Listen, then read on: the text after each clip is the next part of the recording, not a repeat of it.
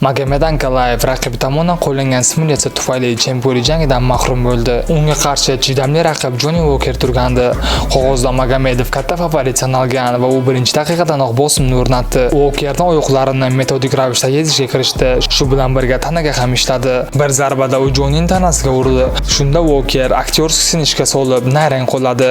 Go'yoki jigari shikastlangandek qilib ko'rsatdi. Ushbu nayrang bilan ehtimol katta sensatsiyani amalga oshirishni xohladi. Lekin Ankalayev bunday hilalarga yo'l qo'ymadi. U raqibni yerga yiqitib, parterda nazorat qila boshladi. Bir vaziyatda Magomed uni tiz cho'kkan holda tiza bilan urib yubordi. Shuni ortidan hakamlar jangni vaqtincha to'xtatdi. Shifokor Jonnidan qayerda ekanligini so'raganda, u cho'ldaman deb javob berdi. Bu javobdan so'ng hakam jangni rasman to'xtatdi. Ankalayev g'azabdan portlay dedi. Undan g'alabani tortib olganday tuyuldi. Oktagonda vaziyat yomonlashdi, lekin UFC prezidenti Dana White o'z vaqtida aralashib vaziyatni barqarorlashtirdi. Natijada jang rasman amalga oshmagan deb e'lon qilindi. Do'stlar, ushbu jang haqida fikringiz qanday? Kommentariyaga yozib qoldiring.